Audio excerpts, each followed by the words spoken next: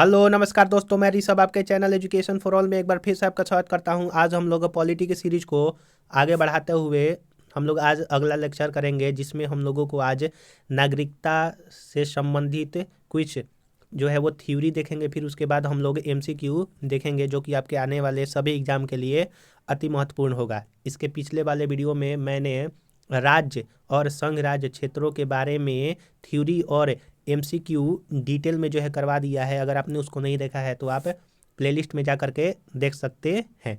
आज हम लोग जो है इसका पहले थ्योरी करेंगे, फिर उसके बाद हम लोग एमसीक्यू करेंगे, जो कि अलग अलग एग्जाम में पूछा हुआ है। चलिए हम लोग जो है स्टार्ट करते हैं नागरिकता के बारे में। भारतीय संविधान के भाग 2 के अंतर्गत अनुच्छेद 5 से 11 तक नागरिकता का उल्लेख है कि भारत का कौन नागरिक होगा, कौन नागरिक नहीं होगा। वो भारतीय संविधान के भाग 2 यानी कि पार्ट 2 और आर्टिकल 5 से 11 तक दिया हुआ है। भारत में ब्रिटेन के समान एकल नागरिकता का प्रावधान है। तो भारत में कैसे नागरिकता का प्रावधान है? तो एकल नागरिकता का प्रावधान है। अनुच्छेद 11 के अंतर्गत संसद को नागरिकता के संबंध में विधि बनाने की शक्ति दी गई है।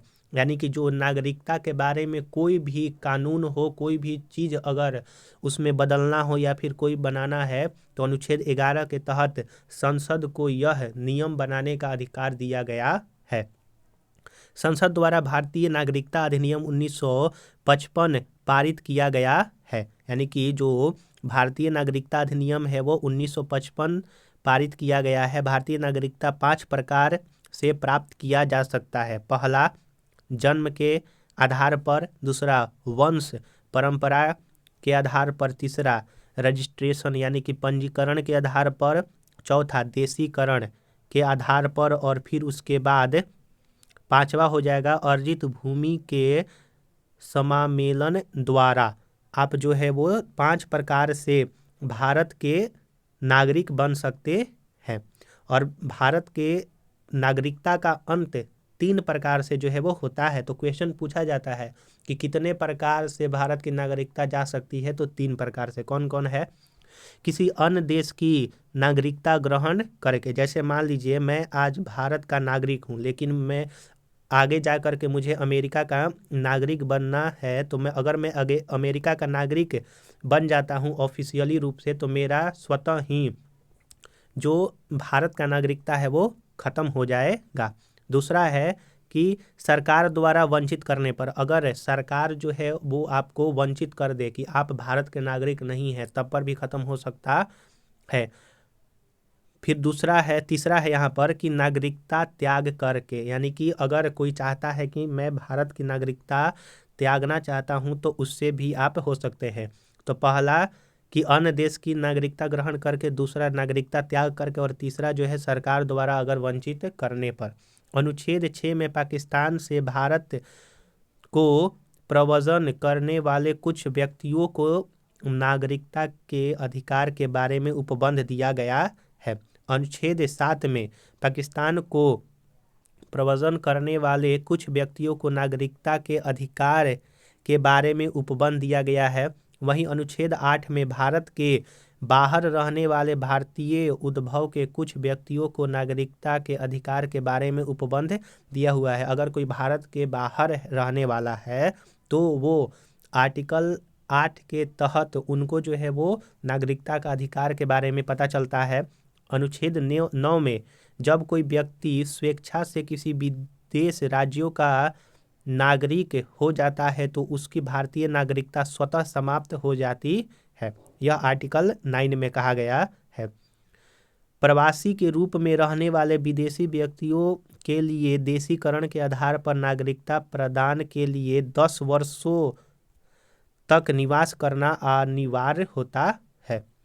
नागरिकता अधिनियम 1955 की धारा 5(1) क के तहत पंजीकरण द्वारा भारतीय नागरिकता प्राप्त करने के लिए भारतीय मूल में व्यक्ति को भारतवर्ष में 7 वर्ष बिताने होंगे। अगर आप रजिस्ट्रेशन के द्वारा भारत की जो नागरिकता प्राप्त करना चाहते हैं, तो आपको भारत में 7 वर्ष जो है वो लगातार रहना पड़ेगा, फिर उसके बाद आपको नागरिकता मिलेगी। संसद नागरिकता के अर्जन हेतु शर्तों को नियत करने के लिए सक्षम है। यानी कि अगर संसद कोई भी नियम बनाता है उसमें अगर कोई शर्त लगाता है तो उसके लिए वो संसद जो है वो नियम बना सकता है। वर्ष 2005 के नागरिकता संशोधन अधिनियम में अप्रवासी भारतीय नागरिक को की संकल्पना की गई, जिसके अनुसार पाकिस्तान एवं बांग्लादेश के नागरिकों को छोड़कर सभी देशों के भारतीय मूल के नागरिकों को केंद्र सरकार को आवेदन पर अप्रवासी भारतीय नागरिक के रूप में पंजीकृत किया जा सकेगा। यह 2005 में संशोधन करके कहा गया था। वहीं 10 जनवरी 2020 से नागरिकता संशोधन अधिनियम 2019 में लागू हुआ है। यह अधिनियम अफगानिस्तान, पाकिस्तान, बांग्लादेश के हिंदू, सिख, बौद्ध, जैन, पारसी और ईसाई धर्म के अवैध प्रवासियों को नागरिकता देने का प्रावधान करता है। इस अधिनियम द्वारा उन्हीं को नागरिकता देने का प्रावधान है जिन्होंने 31 दिसंबर 2014 को या उससे पहले भारत में प्रवेश किया है। अगला है कि यह अधिनियम संविधान के 6ठी अनुसूची में शामिल असम, मेघालय, मिजोरम और त्रिपुरा के आदिवासी क्षेत्रों पर लागू नहीं होता है। यह अधिनियम बंगाल ईस्टर्न फ्रंटियर रेगुलेशन 1873 के तहत अधिसूचित इनर लाइन में आने वाले क्षेत्रों में भी लागू नहीं होता है।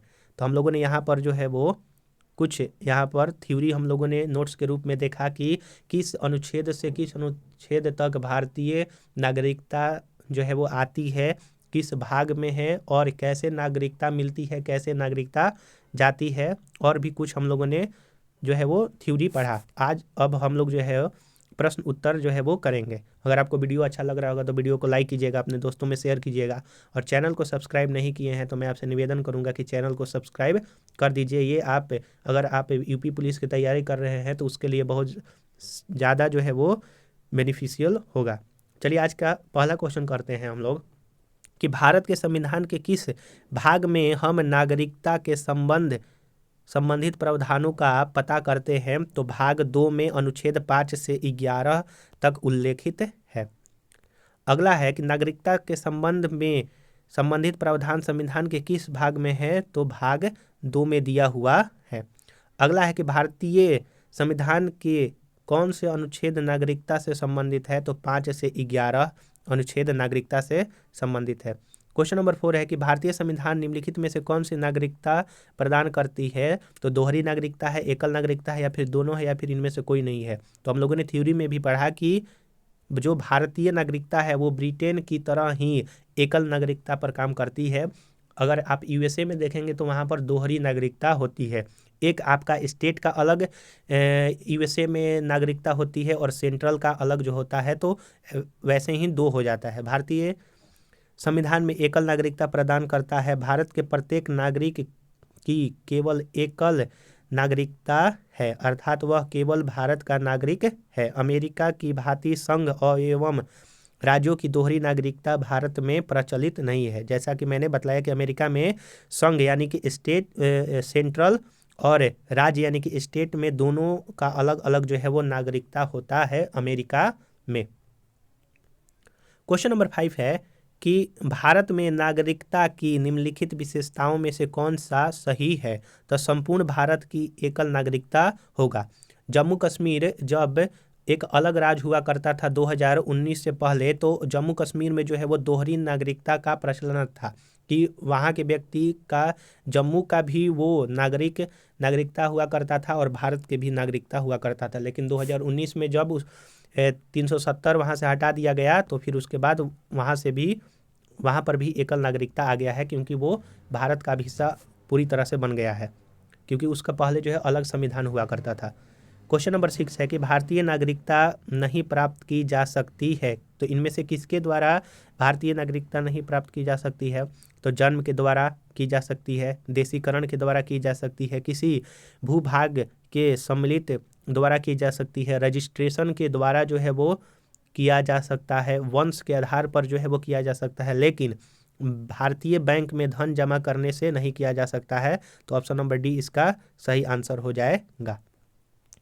भारतीय नागरिकता अधिनियम 1955 के बाद भारतीय जो है वो 5 तरीकों से भारत के नागरिक बन सकते हैं: जन्म द्वारा, रक्त संबंध या फिर वंश क्रम द्वारा, रजिस्ट्रेशन द्वारा, देशीकरण द्वारा और किसी भूभाग के सम्मिलित द्वारा। अगला क्वेश्चन है कि भारत का एक नागरिक अपनी नागरिकता को खो दे, यदि वह क्या करने पर जो है वो अपनी नागरिकता खो सकता है? तो भारतीय नागरिकता का परित्याग करके, स्वेच्छा से अन्य देश की नागरिकता प्राप्त करके, किसी अन्य देश के नागरिक से विवाह करके या फिर सरकार की आलोचना करते हुए। तो इनमें से जो है वो आपका कौन सा सही है? तो केवल 1 और 2 जो है वो सही है कि अपने स्वेच्छा से नागरिकता, भारतीय नागरिकता का परित्याग करके यानी कि छोड़ करके, या फिर अपनी स्वेच्छा से अन्य देश से अगर अपनी नागरिकता ले लेगा तो वो हो सकता है।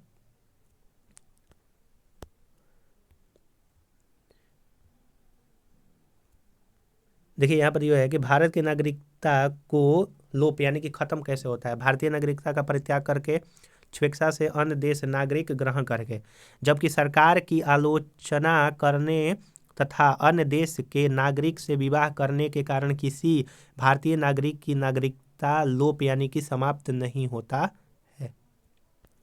क्वेश्चन नंबर 8 है कि भारत के संदर्भ में निम्नलिखित कथनों पर विचार कीजिए। भारत में केवल एक ही नागरिकता और एक ही अधिवास है। ऑप्शन नंबर बी कह रहा है कि जो व्यक्ति जन्म से नागरिक हो केवल वही राष्ट्र ध्वज बना सकता है, यहाँ पर बना सकता हो सकता है। सी कह रहा है कि जिस विदेशी को एक बार नागरिकता दे दी गई हो, किसी भी परिस्थिति में उसे इससे वंचित नहीं किया जाएगा। तो इसमें से जो है वो कौन सा सही है? तो सिर्फ ऑप्शन नंबर ए सही है। अगर ऑप्शन नंबर बी क्यों गलती है? क्योंकि जो व्यक्ति जन्म से नागरिक हो वही केवल राष्ट्र ध्वज फहरा सकता है, ऐसा कुछ नहीं है। और तीसरा है कि जिस विदेशी को एक बार नागरिकता अगर प्रदान किया जा सकता है तो क्या भारत सरकार फिर से उसकी नागरिकता को ले नहीं सकती है? तो वो ले सकती है। भारतीय संविधान की एकल नागरिकता प्रदान करता है तथा विशेष रूप से अनुच्छेद 370 के प्रावधानों को हटाए जाने के पश्चात भारत में केवल एकल नागरिकता और एक ही डोमिसाइल है। यूएसए की भांति संघ और राज्यों की दोहरी नागरिकता या फिर 2 या 2 से अधिक देशों की नागरिकता का प्रावधान भारत में नहीं है। संविधान के अनुच्छेद 9 के अनुसार विदेशी राज्य की नागरिकता स्वेच्छा से अर्जित करने वाले व्यक्ति भारत के नागरिक नहीं रह जाते हैं, इसीलिए पहला कथन जो है वो सही है। संविधान का अनुच्छेद 58(1) क के अनुसार कोई व्यक्ति भारत का राष्ट्रपति यानी कि राष्ट्र अध्यक्ष निर्वाचित होने का पात्र तभी होगा जब वह भारत का नागरिक हो। इस हेतु जन्म से नागरिक होना आवश्यक शर्त नहीं है, इसीलिए कथन 2 सही नहीं है।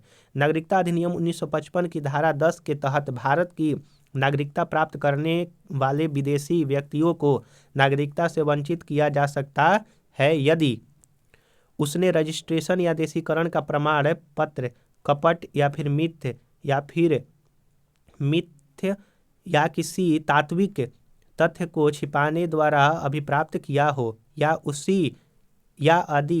यदि उसने भारत के संविधान के प्रति अभक्त या फिर अप्रीतिपूर्ण जो है वो दृढ़ता किया हो, या यदि उसने भारत के किसी युद्ध के दौरान शत्रु देश के साथ विधि विरुद्ध व्यापार या फिर संरचना किया है। तो इसलिए ऑप्शन नंबर सी उसका गलत हो जाएगा।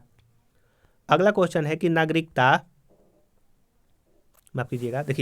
अगला क्वेश्चन है कि नागरिकता संशोधन अधिनियम 2015 के अंतर्गत निम्नलिखित में से कौन से भारतीय कार्ड धारक प्रवासी नागरिक के रूप में पंजीकृत होने के लिए अर्ह नहीं है? तो वे भारतीय जो विभाजन के उपरांत पाकिस्तान प्रवासी हो गए थे, वह जो है पंजीकृत होने के लिए अर्ह नहीं है। नागरिकता संशोधन अधिनियम 2015 के अंतर्गत भारतीय कार्ड धारक प्रवासी नागरिक के रूप में पंजीकृत होने के लिए निम्नलिखित अर्ह है कि एक नंबर है कि एक आवश्यक बच्चा जिसके माता पिता में से दोनों या कोई भी एक भारतीय नागरिक हो।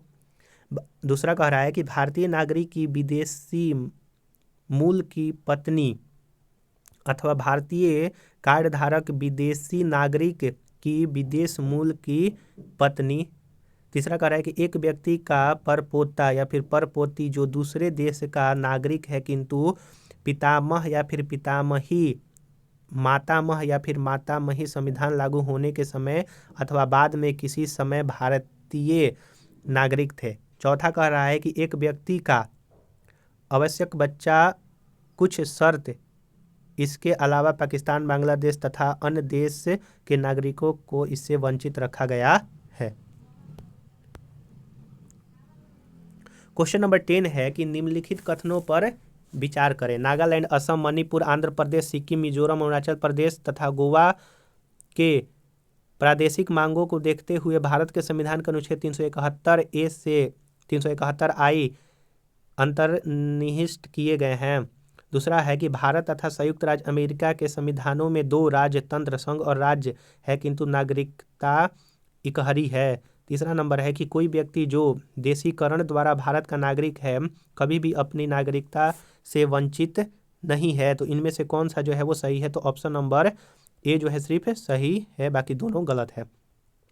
भारतीय संविधान के अनुच्छेद 371 ए से 371 आई में नागालैंड, 371 ए में दिया हुआ है असम, 371 बी में मणिपुर, आर्टिकल 371 सी में आंध्र प्रदेश या तेलंगाना, 371 डी में सिक्किम, 371 एफ में मिजोरम, 371 जी अरुणाचल प्रदेश, 371 एच तथा गोवा 371 आई राज्यों के संबंध में विशेष उपबंध अवशिष्ट किए गए हैं। अतः कथन एक सत्य है। भारत एवं अमेरिका के संविधान में यद्यपि दो तंत्र, संघ और राज्य है, लेकिन भारत में नागरिकता इकहरी है जबकि अमेरिका में दोहरी है। अतः कथन 2 भी असत्य है। वे व्यक्ति जो देशीकरण द्वारा भारत के नागरिकता प्राप्त करते हैं उन्हें नागरिकता अधिनियम 1955 की धारा 10 के अनुसार नागरिकता से वंचित किया जा सकता है। तो इसलिए ऑप्शन नंबर 3 भी गलती है। तो सिर्फ इसका एक वाला ऑप्शन नंबर जो है वो सही हो जाएगा। अगला क्वेश्चन है कि किस देश में दोहरी नागरिकता का सिद्धांत स्वीकार किया गया है? तो अमेरिका में दोहरी नागरिकता का सिद्धांत स्वीकार किया गया है। क्वेश्चन नंबर 12 है कि निम्नलिखित में से कौन नागरिकता के अर्जन हेतु शर्तों को नियत करने की सक्षम है? तो संसद।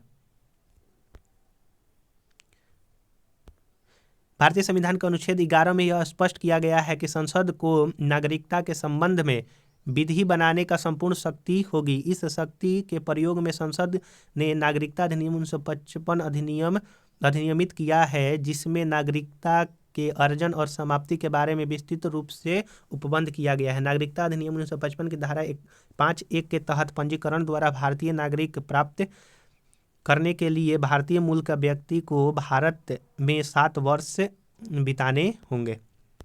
क्वेश्चन नंबर 13 है कि नागरिकता अधिनियम 1955 के अंतर्गत पंजीकरण द्वारा भारतीय नागरिक प्राप्त करने के लिए भारतीय मूल के व्यक्ति को भारत में कितने वर्ष बिताने होंगे? तो 7 वर्ष बिताने होंगे।